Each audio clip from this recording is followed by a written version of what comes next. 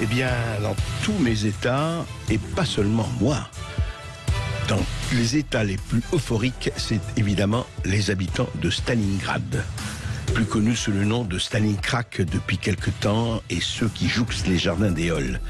Mais aussi dans d'autres villes de France, et vous le savez, auditeur du Sud Radio, il y a ce problème de la drogue. Il est énorme, on en a parlé suffisamment dans cette émission et partout. 3 milliards d'euros de chiffre d'affaires par an, rien que pour la France. Et puis, eh bien, tout le monde en a marre. Et qu'est-ce qu'on peut faire? Eh bien, pour le moment, on éparpille façon puzzle. On en parle tout de suite. Sud Radio Berkov dans tous ses états.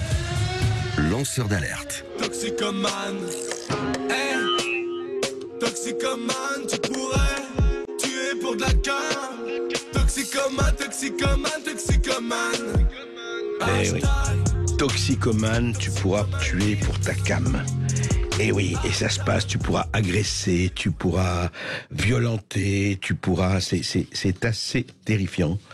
Parce que, on le sait, dans des tas de quartiers de France et de Navarre, pour les habitants, c'est plus possible. Ils ne peuvent plus sortir, ou en tout cas très difficilement. Des gens qui errent dans les rues, ils arrivent, les policiers font leur ronde, ils s'en vont, et puis ils reviennent, etc., etc. Et ça, c'est cette espèce de cercle vicieux, infernal, qui existe depuis des années dans certains quartiers de certaines villes de France, et il n'y en a pas plusieurs, il y en a des dizaines et des dizaines et des dizaines. Et voilà. Alors, effectivement, la préfecture de Paris a pris des décisions. On a décidé d'abord des consommateurs de crack, on les a évacués à Paris. Alors, les riverains sont soulagés, hein, comme on dit. Les riverains et on comprend très très bien qu'ils soient soulagés. En revanche, qu'est-ce qu'on a fait? Eh ben, on va les éparpiller ailleurs. Ailleurs, mais où ça? Eh bien, Pierre Licia a donné la cartographie des 36 lieux d'accueil des toxicomanes au crack dans Paris, hein, je parle de Paris. Quartier résidentiel, école élémentaire, collège, EHPAD, il y en a presque pour tout le monde. Bonjour Pierre Licia. Bonjour. Bonjour. Vous êtes habitant du 18e arrondissement de Paris, vous êtes aussi porte-parole du mouvement de Valérie Pécresse Libre, mais vous connaissez très bien Paris, vous avez très souvent fait railler sur ce sujet, sur beaucoup d'autres, sur ce qui se passe dans la capitale. Mais alors, votre carte est étonnante, on va la montrer ici, mais malheureusement, bon, on va pas la voir très bien. Simplement, c'est étonnant. C'est quand vous parlez de ces 36 lieux d'accueil, ils sont déjà définis, répertoriés, actés ou pas encore? Alors, d'abord, vous évoquez cette cartographie, ça n'est pas un document officiel émanant d'une publication officielle de la ville de Paris. Ouais. C'est à ce stade un document de travail en interne à la ville de Paris qui a été fuité et qui m'a été envoyé par un agent d'une mairie d'arrondissement. Et donc aujourd'hui, ces 36 lieux ne sont certainement pas fixés, ou en tout cas c'est certainement peut-être pas gravé dans le marbre. Mais le plan existe, la carte existe. Il n'empêche que le plan existe. Ouais. Il n'empêche que le plan existe. Et pour l'instant, personne n'est associé, ni les mairies d'arrondissement, encore moins les riverains. La cartographie que j'ai révélée est assez plausible dans la mesure où on sait d'ores et déjà que la ville planche sur ce qu'ils appellent un réseau d'accueil des toxicomanes dans Paris, et que les localisations exactes coïncident à peu près avec ce qu'ils avaient déjà par le passé évoqué. Il ne s'agit pas de 36 salles de shoot, hein, je ne voudrais pas qu'on soit... bien sûr. Non, vous avez dit 36 lieux d'accueil. Ce sont des lieux d'accueil. Donc il y a évidemment...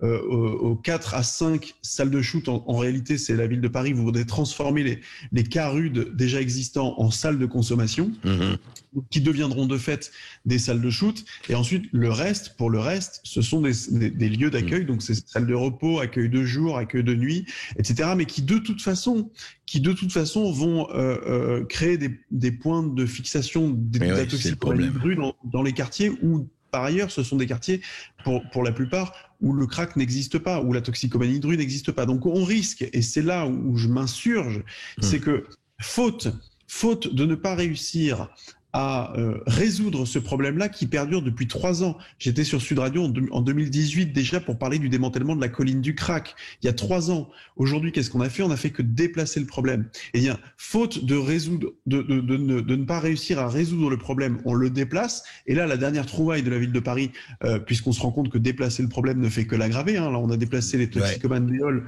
sur la porte de la Villette. La ville de Paris voudrait du coup les disséminer, parce que plus les toxicomanes sont disséminés dans Paris, plus, j'allais dire, c'est invisible et indolore pour les riverains. Sauf que c'est, selon moi, une erreur, et on ne peut pas prétendre résoudre un problème en le dispersant simplement plutôt que de s'attaquer au problème. D'ailleurs, c'est ce que dit Bastien Lachaud dans un tweet, Pierre Licia. Il dit « Des riverains soulagés parce que les habitants inquiets d'Aubervilliers et de Pantin, voisins de la porte de la ville, n'existent pas, eux.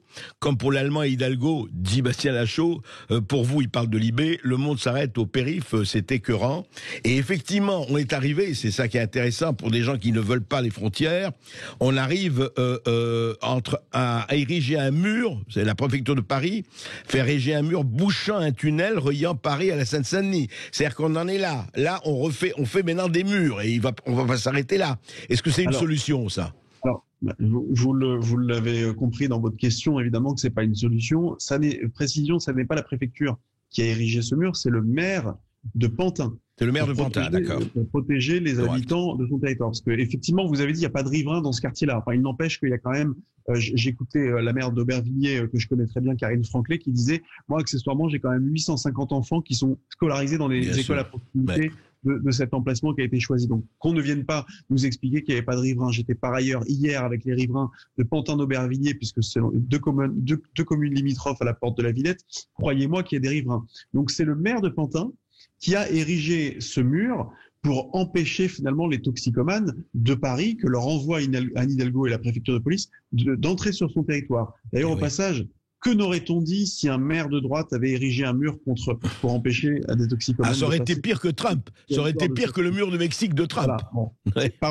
Parenthèse fermée. Mais vous voyez aujourd'hui à quelles extrémités on en arrive. C'est-à-dire que ça fait 3 ans que j'explique et que je prêche un peu dans le désert, que je m'égosille à dire attention, les toxicomanes sont des personnes malades et plus on aura des interventions policières qui vont évacuer ces campements, plus ils vont se déplacer tout simplement et moins ça va régler le problème.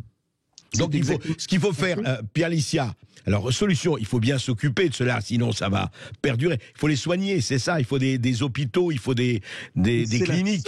C'est la seule issue possible. Le soin, c'est la seule issue possible. Ouais. C'est pas des dealers de shit, c'est pas des fumeurs de joints, ce sont des gens qui sont toxicomanes, qui ont une addiction extrêmement violente au crack, qui ont le cerveau ravagé, qui n'ont plus d'inhibition, qui n'ont plus conscience d'eux-mêmes, qui n'ont plus leur libre arbitre, qui sont prêts à beaucoup de choses pour avoir la petite somme, les 5 ou 10 euros qui leur permettront d'acheter leur prochaine dose.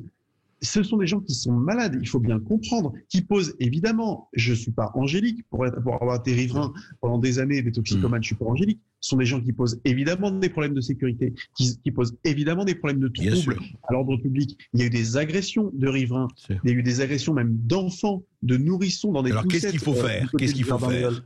Donc, moi, je préconise une solution maintenant, il faut aller très très vite. Une solution qui, par ailleurs, est reprise par la région Île-de-France et par Valérie Pécresse, qui est de créer des centres ad hoc de désintoxication, pas des salles de shoot. Les salles de shoot, on y consomme, donc on y alimente son addiction, on y entretient son addiction. Donc désintoxication, sevrage, etc. Des centres de désintoxication qui permettent d'avoir une action globale sur le toxicomane, une action toxicologique, addictologique, psychiatrique, c'est important, et de réinsertion sociale. Et je dis, encore une fois, je l'assume, ça va en choquer certains peut-être, mais il faut des centres fermés. Parce qu'il faut sortir les toxicomanes de la rue si on veut vraiment les accompagner dans ce parcours de soins. Si vous les laissez dans la rue à la merci des dealers, ils rechutent immédiatement. C'est ce que font d'ailleurs les salles de shoot, qui ne sont pas des salles de soins. Donc ce modèle-là ne fonctionne pas. Ce modèle-là ne fonctionne pas. Ça me paraît de bon sens. C'est du bon sens, mais malheureusement, enfin, vous voyez, à chaque fois que je viens sur votre antenne, c'est pour redire toujours la même chose. Donc, on y vient petit à petit. Mais enfin, il faut batailler pour ça. Et même le gouvernement ne l'entend pas de cette oreille. Non, parce que sinon, Pierre Licia, ce qu'il va y avoir, il va y avoir des murs. Il n'y a pas que le maire de Pantin qui va faire des murs. Il y a beaucoup d'autres qui vont faire des murs. Vous imaginez? Alors qu'on est tout à fait contre les murs, mais tout le monde va s'y mettre. Si on ne le fait pas. Ce qui m'inquiète, André Berkoff, c'est pas tant les murs. Vous savez, hier matin, j'étais à Pantin. Il y a des jeunes des quartiers Pantin et de Bervilliers qui nous ont dit si ils ne délogent pas immédiatement ou sous peu, quelques jours, les toxicomanes qui sont porte de la Villette, on s'en occupera nous-mêmes. Le problème, c'est pas tant les murs que les riverains qui, à bout, vont en finir par, et ça avait déjà commencé, rappelez-vous, à Stalingrad. Vont s'en occuper eux-mêmes. À Eole, et qui vont s'en occuper eux-mêmes. Qu'est-ce qu'on veut? Qu'est-ce qu'on veut vraiment? Est-ce qu'on est dans quel pays on laisse des gens se droguer sur la voie publique et crever littéralement, se suicider à petit feu? Dans quel pays on laisse des gens comme ça dans des situations d'extrême précarité, d'extrême fragilité, qui présentent un danger pour eux-mêmes et pour autrui, crever dans la rue? C'est un moment, on est la 5e puissance mondiale, bon sang. Moi, quand j'entends l'adjointe à la mairie de Paris expliquer qu'on ne force pas, on ne peut pas forcer les gens à se soigner contre leur gré, et qu'il n'y a que dans les dictatures qu'on fait ça, les bras m'en tombent. Moi, je suis obligé d'expliquer à ma fille de 2 ans. Suicidez-vous, nous ferons le reste. Oui, absolument. Mais oui, je suis obligé d'expliquer à ma fille de 2 ans que lorsqu'elle voit un individu nu à 4 heures de l'après-midi sur un trottoir de la ville de Paris, c'est quelqu'un contre qui on ne peut rien faire et qu'on ne peut pas protéger contre lui-même. À un moment, il faut arrêter. On est d'accord. Merci Pierre Licia. Merci Pierre Licia. Et puis je rappelle votre livre aux éditions Albin Michel, La honte, qui parle évidemment de tous ces problèmes. Et puis on vous pose cette question à vous qui nous écoutez. Vous pouvez réagir au 0826 300 300. Comment se fait-il qu'on en arrive au fait que les citoyens eux-mêmes, les contribuables, règlent les problèmes d'insécurité?